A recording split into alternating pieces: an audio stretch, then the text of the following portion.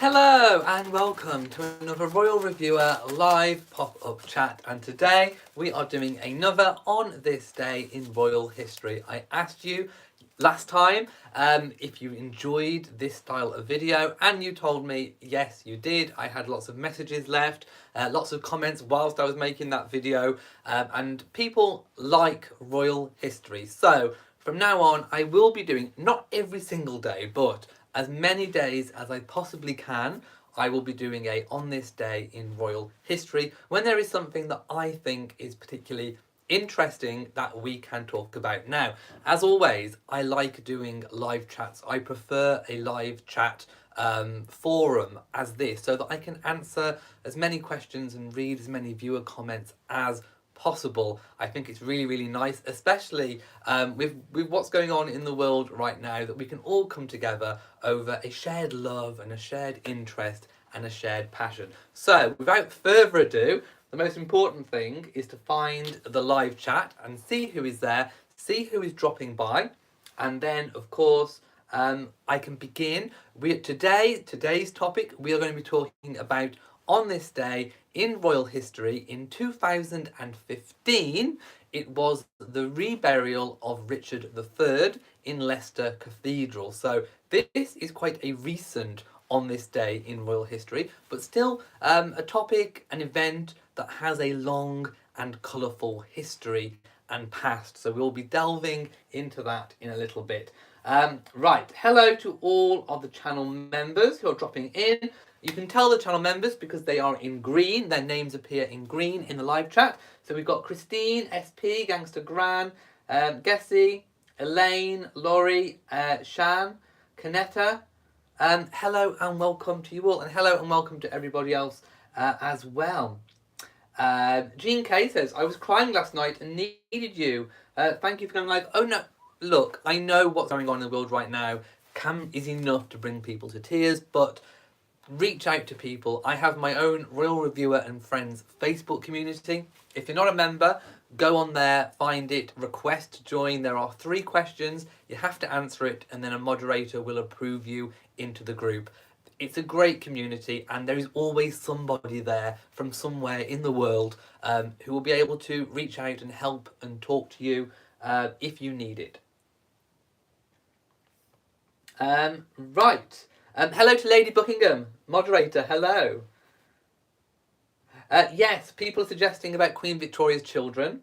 We have 63 people watching now, so I'm going to refer to my notes, and also any links that I share throughout this chat I will post in the description box once this video has gone off live, so that you can follow some information.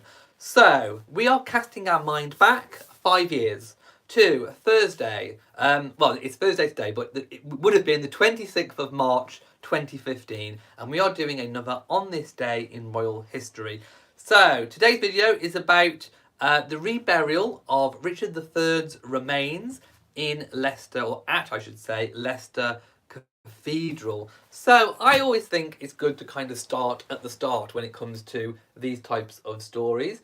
So I'm going to read a little bit about who Richard III is and was, and why this all leads to why he and how he became to be reburied on that day in 2015, on this day in 2015. So Richard III was born the 2nd of October 1452, and he died the 22nd of August 1485. He was King of England for 2 years, and that was from 1483 until 1485. He actually died at the Battle of Bosworth at the end of the War of the Roses. He was the last king of the House of York, and the last of the Plantagenet dynasty. His defeat and death at the Battle of Bosworth Field was the last decisive battle of the Wars of the Roses, and marked the end of the Middle Ages in England. So it was a very important period in British history. And obviously he is the muse for William Shakespeare's Richard III. Now I will say, in this video we are not going to delve into the princes in the tower and the conspiracy theories that revolve around that. And by the way, that is still unresolved. Maybe we can save that chat for a different on this day in royal history topic. But we're going to kind of park that. So regardless of what your feelings are regarding Richard III with the princes in the tower, we are going to move on from that. So there were two major rebellions against Richard during his reign. In October of 1483, an unsuccessful revolt was led by staunch allies of Edward IV and Richard's former ally, Henry Stafford, the second Duke of Buckingham. Then in August 1485, Henry Tudor and his uncle Jasper Tudor, I like that name, landed in southern Wales with a contingent of French troops and marched through Pembrokeshire, recruiting soldiers. Henry's forces defeated Richard's army near the Leicestershire town of Market Bosworth. Richard was slain, making him the last king to die in battle.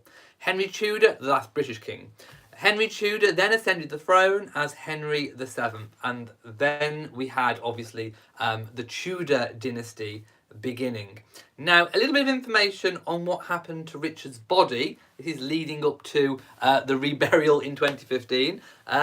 Richard's corpse was taken to the nearby town of Leicester and buried without pomp. That means there was no ceremony. The people who slain him did not care about his body or indeed dignity. His original tomb monument is believed to have been removed during the English Reformation, and his remains were lost, as they were believed to have been thrown into the River Soar. In 2012, an archaeological excavation was commissioned by the Richard III Society. There is a link to that as well. On the site previously occupied by Greyfriars Priory Church. The University of Leicester identified the skeleton found in the excavation as that of Richard III as a result of radiocarbon dating, comparison with contemporary reports of his appearance, and comparison of his mitochondrial DNA with that of two matriarchal descendants of his elder sister, Anne of York, Duchess of Exeter, and he was reburied in Leicester Cathedral on the 26th of March 2015. So yes, his skeleton was discovered. Now, let me just find a little bit about his kind of exhumation. So the Richard III Society has long been trying to uncover the truth behind Richard III, but also, as a sideline, trying to find his earthly remains. Some reports from the time period had, or rather in later time periods, had alluded to the fact that maybe his remains had been thrown into the river, unceremoniously dug up and discarded and thrown into the river. But they had a hunch, and they were on a mission. The Richard III Society set out about to raise money for an archaeological dig. They did want to get UK TV series Time Team involved, but the search would take more than the 3 days that they had to do it. So, the Richard III Society went to do it alone. They raised the money, they had some funds drop out, they re-put out the feelers to get more money. They eventually got the money that they needed to do the dig. They did some geoths, which is trying to kind of scan the ground to see points of where burials or where there may have been archaeological interest. But the leader of this group had a hunch. She had a hunch that he was buried underneath what is now a city council car park, and they got permission to dig. She had a feeling. She walked around the car park and just kind of said, well, I think he's here. And sure enough, they dug a trench, and I think it was it about 5 feet down? Let me take a little peek. I think it was about 5 feet down. There was they discovered a pair of legs, and then after they had uncovered the entire skeleton, they found the skeleton to have a curvature. Now, reports of Richard III from the time kind of depicted him as being a bit of a hunchback, and nobody knew exactly how hunched he was. Historians didn't even know if it was the truth or it was a lie by the Tudors to try and kind of give misinformation after his death. and to try and blame him for what happened to the princes in the tower. But this skeleton did have a curvature of the spine, which is called and known as scoliosis. So, after doing the DNA testing, the carbon dating, they found a match. They found a match, and he was identified positively as Richard III. So there we go. They had found his remains. I have a little bit about his exhumation. So the proposed excavation was announced in the June 2012 issue of the Richard III Society magazine. So they'd always planned to do this. I'm just reading about the DNA evidence. Yeah, so it was traced actually back to a relative in Canada, and like I said, they did the testing, and it's amazing how DNA can actually be traced all these many years later. So I actually have a copy of the Order of Service, which I want to share with you all, because some of you may not have actually seen the Order of Service. After much debate, the final location chosen for his reburial was Leicester Cathedral, and I have a copy which I will post in the description box of the Order of Service. So I'm going to post that now. I'm going to go back slightly and read a few comments before I move on, and then we'll go through a little bit of the Order of the Service from the day. Right. Okay, I know lots of people giving their opinion on Richard III. Juliet says, I love that time period. Edward, Elizabeth Woodville, and Richard. Yes, a very interesting time. I have read a few books about that as well. Melody says, that was quite a hunch. It was. Amazing. The team was so successful at identifying where his remains were located. They were, and it was the first trench they dug, which makes it even more remarkable. I remember at the time, in fact, I just started my job at the school that I was working at, and I remember the announcement that they had found his remains. Right, yeah, anyone that's requested to join the Facebook group, you have to answer all 3 questions, or else your application would have been rejected. Right, so I'm now going to read the foreword from the service by the Very Reverend David Monteith, the Dean of Leicester. So, this was the service sheet that was given to everybody who attended the service. He said, who would have believed a king would be found in a car park?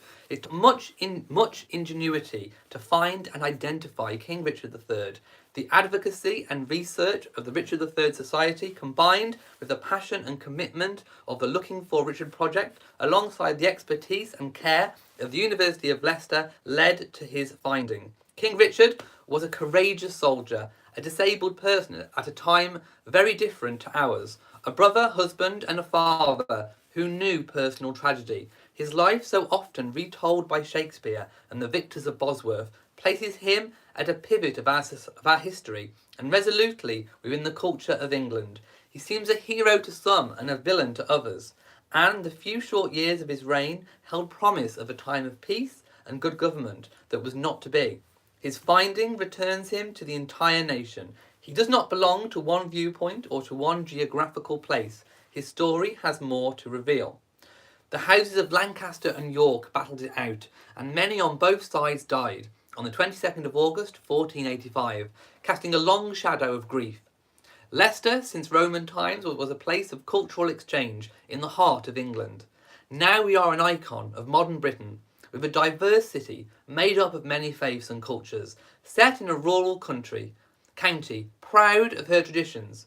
Here we have learned that difference can be life-giving, and that divisions can be healed. So, reconciliation is a key theme for these days. For example, representatives of the families who were involved on both sides of the battle are here together in peace. King Richard was a person of profound Christian faith.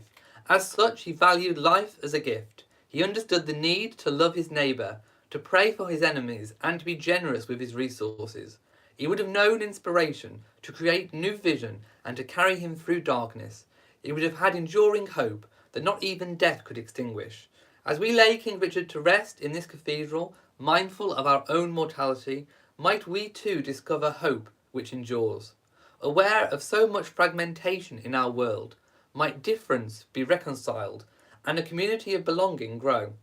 All this could be a transforming legacy of the last Plantagenet king. And I think that was a really, really great piece to read. Also, Benedict Cumberbatch, how do you say his name? Cumberbatch. He read a poem, which I'm going to read again. And this was a poem by Carol Ann Duffy. And I really do like this poem, so I thought I'd read it again. It says, "My bones, scripted in light upon cold soil, a human braille. My skull, scarred by a crown, emptied of history. Describe my soul as incense, votive, vanishing, you own the same. Grant me the carving of my name, these relics bless. Imagine you retie a broken string, and on it a thread, a cross, the symbol severed from me when I died. The end of time, an unknown, unfelt loss, unless the resurrection of the dead. Or I once dreamed of this, your future breath in prayer for me, lost long, forever found. Or sensed you from the backstage of my death, as kings glimpse shadows on a battleground." And I think that was a really, really lovely poem by Carol, read out by Benedict on the funeral. The funeral was also, well, I say funeral, it wasn't billed as a funeral, it was billed as a reburial. So the reburial was attended by a royal representative who was Sophie Wessex. So the Countess of Wessex attended on behalf of the Queen. She read a message on behalf of the Queen, and I have some photos to share with you of that as well. So it's from an article of the day. So this article was published a day later, and it does show, if you scroll down, there are some photographs of Sophie attending. So let's just take a look and see what people are saying about that. Helene's Home says, "I posted a video about this in the Facebook group about this yesterday. By chance, it's really good too. How they discovered his grave and figured out that he was Richard III, indeed." I also read a little bit about how they actually laid his body to rest. So let me just find exactly where it was, and I will read a little bit more about that. So, where is it? Here it is.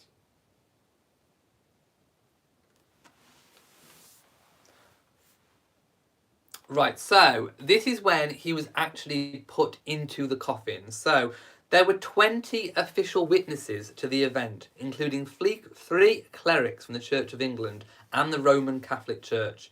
A list of those present was signed by each individual. A copy will be presented to the Richard III Society on the 22nd of March and will be published on the website. So it is worth going to check out the website. There is a promise that his remains will not be disinterred in the future, so this will be his final resting place. The coffin was made of English oak with a lead lining, and the base has been covered with a piece of unbleached linen. It was made by Michael Ibsen. Now, do you remember I mentioned a Canadian who actually gave his DNA? He was the mitochondrial DNA sample from him was used to confirm that it was indeed Richard, and he is Canadian, and Michael Ibsen is actually a carpenter. So it's really, really lovely that a descendant, or a direct descendant through the female line of Richard III, got to make the coffin himself, which I think was a really, really lovely touch that they allowed him to do that. So beforehand, King Richard's bones had been laid out anatomically on a table covered with a murrey-coloured cloth. They were also placed in the coffin anatomically with wool fleece placed around the bones to hold them in position. The smaller ones were picked up individually and placed in 8 unbleached linen bags made by children from Leicester's King Richard III Infant School. The scientific samples taken from the bones, stored in glass tubes and sealed with cork, were then placed into the 9th bag. When all the bones had been transferred to the coffin, sheets of thick wool wadding were placed over the bones and fleece. A rosary was put into the final bag, and this was placed in the coffin. The rosary donated by Dr. John Ashdown Hill had been blessed a few weeks earlier at the Clare Priory in Suffolk. Further sheets of wadding were added, and finally another piece of embroidered unbleached linen was placed over the wadding, and this was carefully tucked down. The lead-lined coffin was then soldered into place, and the coffin's lid laid and fixed. And there we go. And there is actually a picture of his embroidered linen, which I can share with you there. So that is the embroidered linen that was actually placed in the coffin. They also did a reconstruction from his skull of what they thought that he might look like. So I have here the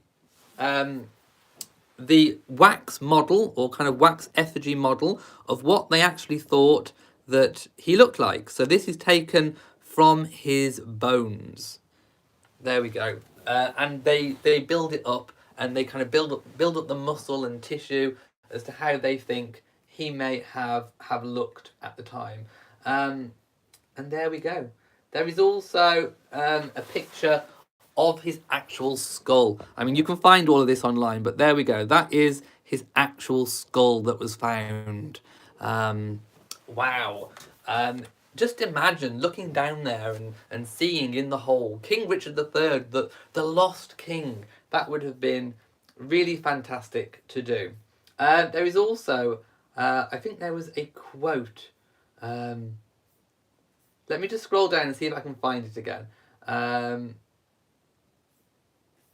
No, I can't seem to find it, but the lady who kind of pioneered all of this said that, you know, her work is done, and that he has finally been laid to rest. And may he rest in peace.